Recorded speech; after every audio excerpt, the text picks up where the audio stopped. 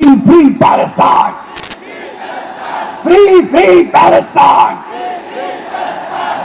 Free Al-Aqsa! Assalamu alaikum wa rahmatullahi wa barakatuh.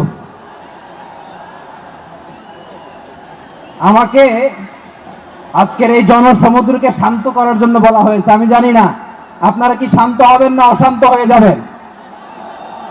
প্রিয় সুধী, March করতে যে লাঠি গুতা ঠেলা উষ্টা সব আমরা খেয়েছি, তারপরেও আজকের এই সোহরাওয়ার্দী উদ্যানের ভয়ে আমরা বুঝতে পেরেছি আজকের এই মহাসমুদ্র জনসমুদ্র ফিলিস্তিনের প্রতি, আল আকসার প্রতি বাংলাদেশের জনগণের ভালোবাসার বহিঃপ্রকাশ। ভৌগোলিকভাবে আমরা ফিলিস্তিন থেকে অনেক দূরে হতে পারি, কিন্তু আজকের এই জনসমুদ্র প্রমাণ করে আমাদের এক একজনের হৃদয়ে বুকের ভেতরে বাস করে এক একটা ফিলিস্তিন। আমাদের হৃদয়ে বাস করছে এক একটা গাজা, আমাদের হৃদয়ে বাস করে এক একটা আল কুদস। চিৎকার করে বলুন ঠিক কিনা। আমরা আজকে সংহতি প্রকাশ করব আমাদের মুসলিম ভাইদের উদ্দেশ্যে। এক আওয়াজে আমাদের কণ্ঠকে উচ্চকিত করে অতিথি থেকে শুরু করে অডিয়েন্সের সবাই আল্লাহু আকবার ধ্বনি দিয়ে সোহরাওয়ার্দী উদ্যানের এই ময়দানকে আমরা কাঁপাতে রাজি আছি না নাই? নারায়ে তাকবীর, নারায়ে তাকবীর। দিন ইসলাম, দিন ইসলাম। ফিলিস্তিন, ফিলিস্তিন। আল কুদুস, আল কুদুস। ফিলিস্তিন, ফিলিস্তিন। আল কুদুস, আল কুদুস। আমার ভাই শহীদ কেন? জাতিসংঘ জবাব চায়। Free Palestine, free Palestine, free Al Aqsa. 1, 2, 3, 4. Genocide no more. From the river to the sea, Palestine will be free. নারায়ে তাকবীর। আমাদের প্রভু এক নবীর উম্মত, জীবন বিধান এক ঐশী বাণী কোরআন। তবে কেন এক নও হে মুসলমান? এক হও করিয়া আহ্বান।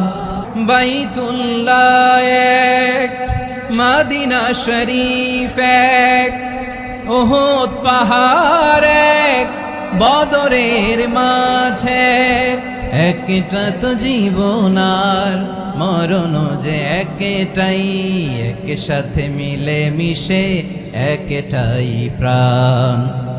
তবে কেন এক নও হে মুসলমান? এক হও করিয়া আহ্বান। সবাই মিলে আমাদের প্রভু এক, জীবন বিধান এক ঐশী বাণী কোরআন।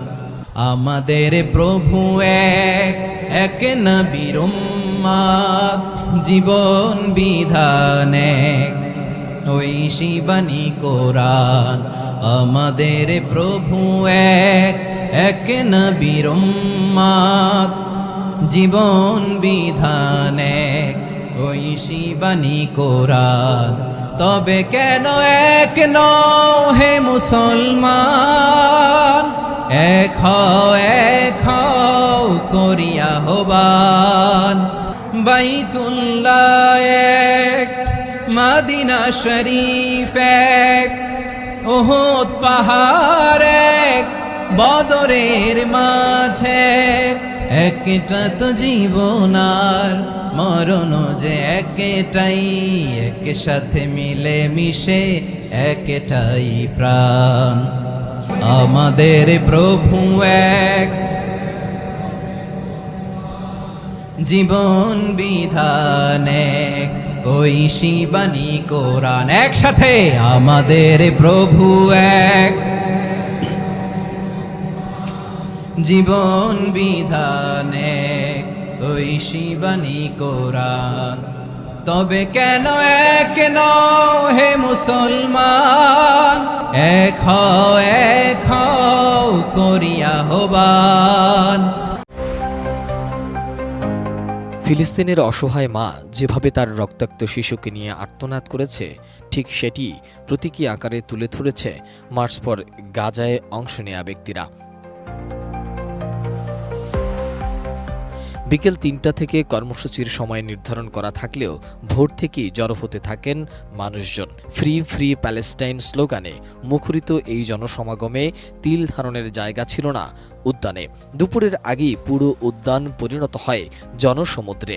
জনস্রোত ছড়িয়ে পড়ে আশপাশের এলাকায়। সোহরাওয়ার্দীতে জায়গা না পেয়ে রমনা পার্ক সহ আশপাশের এলাকায় অবস্থান নেন অনেকেই। গণসমাবেশে অংশ নেন নারী, পুরুষ, বয়স্ক ও শিশুরাও। ভেদাভেদ ভুলে এক কাতারে দাঁড়ান দেশের অধিকাংশ রাজনৈতিক দলের নেতাকর্মীরা। নির্মাণ কাজেও আমি বেছে নেই CSRM TMT 500W, committed for better still। আমাদের এখানে আসার একটাই উদ্দেশ্য, আমরা গাজাবাসীদের মুক্তি চাই, আমরা ফিলিস্তিনবাসীদের মুক্তি চাই, আমরা তাদের শান্তিতে বাঁচতে দিতে চাই, ইসরায়েলিদের হাত থেকে তাদের মুক্তি চাই। বিশ্বব্যাপী মুসলমান আজ সকলে সমবেত হয়েছে এখানে শুধু একটি উদ্দেশ্যটা হলো বর্তমানে ফিলিস্তিনি মুসলমানদের উপর যে নিরহভাবে ফিলিস্তিনি মুসলমানদের উপর একের পর এক অত্যাচার, নির্যাতন, স্ট্রিমুলার চালাচ্ছে। এই জন্যই মুসলমানরা আজ এখানে সমবেত হয়ে সেই ইসরায়েল, আমেরিকা তাদেরকে নিন্দা জানানোর জন্য এবং ফিলিস্তিনকে মুসলমানেরা ভালোবাসে, এই জন্য আমরা সকলে সমবেত হয়েছি। গাজার মুসলমান যারা আছেন তারা আসলে নির্যাতিত, নিগৃহীত, বিশেষ করে দখলদার ইসরায়েলি বাহিনী দীর্ঘদিন থেকে আমাদের যে ফিলিস্তিনি ভাই বোনদের উপরে তারা নিষ্ঠুর নির্যাতন চালিয়ে যাচ্ছেন। এটা আসলে এমন এক অবস্থায় এখন গিয়েছে, এটা আসলে ভাষায় প্রকাশ করার মতো অবস্থা নাই, যে সেখানে মানবাধিকার লঙ্ঘিত হচ্ছে, বাড়িঘর ভেঙে দেওয়া হয়েছে, সেখানে ছোট শিশু থেকে শুরু করে গর্ভবতী মায়েদেরকে পর্যন্ত সেখানে নিষ্ঠুরভাবে নির্যাতন করা হয়েছে। সেখানকার শিশুদেরকে, যারা বিশেষ করে ছেলে শিশু আসে, তাদেরকে ধরে নিয়ে গ্রেফতার করা হচ্ছে, গুলি করে হত্যা করা হচ্ছে। মানবাধিকার লঙ্ঘন বা নিকৃষ্টতা বা হিংস্রতা বলতে যা বোঝায় তা ইতিহাসের বর্বরচিত যত ঘটনা আছে তাকে হার মানিয়েছে আজকে ইসরায়েলের এই ঘটনাগুলো। এইভাবে গণহত্যা করে তারা কি বোঝাতে চায়? হাজারো মায়ের বুক খালি করে ফেলছে। শিশুরা তো যুদ্ধ বুঝে না, শিশুদের কেন নির্যাতন করা হচ্ছে? শিশুরা না খেয়ে মরতেছে, শিশুরা এত অত্যাচার তাদের উপর করতেছে, তাদের কি একটু মায়া দয়া হয় না? আমরা এটার দাবিতে এখানে আসছি। আমরা চাই ফিলিস্তিনের ভাই বোনদের, সকল যত ভাই বোন আছে আমাদের সকলের প্রতি আমরা দাঁড়াতে চাই। ফিলিস্তিন আমাদের অস্তিত্বের প্রশ্ন, এখান থেকে মুসলিমরা শাসন করবে। এবং মুসলিম বিশ্বকে বলতে চাই, আজকের ওআইসির কাছে আমরা জানতে চাই, তারা 57টা মুসলিম দেশ নিয়ে তারা ওআইসি গঠন করছে, তারা কেন এখনো ইহুদিদের সাথে হাত মিলাচ্ছে, ইহুদিদের সাথে চুক্তি করতেছে? আজকের তুরস্কের দিকে আমরা কি দেখতে পাচ্ছি? তুরস্ক বলতেছে যে তারা বিভিন্ন সময় রং চং মার্কা স্লোগান দিচ্ছে, আমরা এই করব সেই করব। তারপরও গতকালকের আমরা নিউজ দেখলাম, আপনাদের এই ভেরিফাইড থেকে নিউজ দেখলাম, তুরস্ক, আজারবাইজান এখনো তেল সাপ্লাই বন্ধ করে নাই। এর উদ্দেশ্য কি? কেন তেল সাপ্লাই বন্ধ করে নাই? এবং বাংলাদেশ সরকারকে আমি আমাদের যে বার্তা বাংলাদেশ সরকার এবং মুসলিম বিশ্বের কাছে, আমাদের জিহাদের ব্যবস্থা করুন। আমরা যেতে চাই, আমরা আমাদের রক্তের শেষ বিন্দু থাকা পর্যন্ত ইনশাল্লাহ ফিলিস্তিন স্বাধীন করবে, এটা আমাদের বিশ্বাস। তুমি কে আমি কে ফিলিস্তিন ফিলিস্তিন স্লোগানের পাশাপাশি Gaza we are with you, stop genocide in Gaza সহ বিভিন্ন স্লোগান সম্বলিত ব্যানার ও প্ল্যাকার্ড বহন করেন বিভিন্ন মানুষ। পাশাপাশি তারা ফিলিস্তিনের পতাকা উড়িয়ে প্রতীকী প্রতিবাদ জানান। গণসমাবেশে অংশ নিয়ে Islamic scholar doctor Mizanur Rahman Azhari বলেন, জনতার এই মহাসমুদ্র ফিলিস্তিন ও আল আকসার প্রতি আমাদের ভালোবাসার প্রকাশ। ভৌগোলিকভাবে আমরা তাদের থেকে দূরে থাকলেও আজকের এই বিপুল উপস্থিতি প্রমাণ করে আমাদের প্রত্যেকের হৃদয়ে বাস করে একটি করে ফিলিস্তিন। আজকের এই সোহরাওয়ার্দী উদ্যানের এই গণজমায়েতে, এই জনতার মহাসমুদ্রে উপস্থিত হয়ে আমরা বুঝতে পেরেছি আজকের এই মহাসমুদ্র, জনসমুদ্র ফিলিস্তিনের প্রতি, আল আকসার প্রতি বাংলাদেশের জনগণের ভালোবাসার বহিঃপ্রকাশ। ভৌগোলিকভাবে আমরা ফিলিস্তিন থেকে অনেক দূরে হতে পারি, কিন্তু আজকের এই জনসমুদ্র প্রমাণ করে আমাদের এক একজনের হৃদয়ে, বুকের ভেতরে বাস করে এক একটা ফিলিস্তিন। আমাদের হৃদয়ে বাস করছে এক একটা গাজা। আমাদের হৃদয়ে বাস করে এক একটা আলকুজ, চিৎকার করে বলুন ঠিক কিনা। আমরা আজকে সংহতি প্রকাশ করব আমাদের মুসলিম ভাইদের উদ্দেশ্যে। এক আওয়াজে আমাদের কণ্ঠকে উচ্চকিত করে অতিথি থেকে শুরু করে অডিয়েন্সের সবাই আল্লাহু আকবার ধ্বনি দিয়ে সোহরাওয়ার্দী উদ্যানের এই ময়দানকে আমরা কাঁপাতে রাজি আছি না নাই? নারায়ে তাকবীর, নারায়ে তাকবীর। দিন ইসলাম, দিন ইসলাম। ফিলিস্তিন, ফিলিস্তিন। আল কুদুস, আল কুদুস। ফিলিস্তিন, ফিলিস্তিন। আল কুদুস, আল কুদুস। আমার ভাই শহীদ কেন?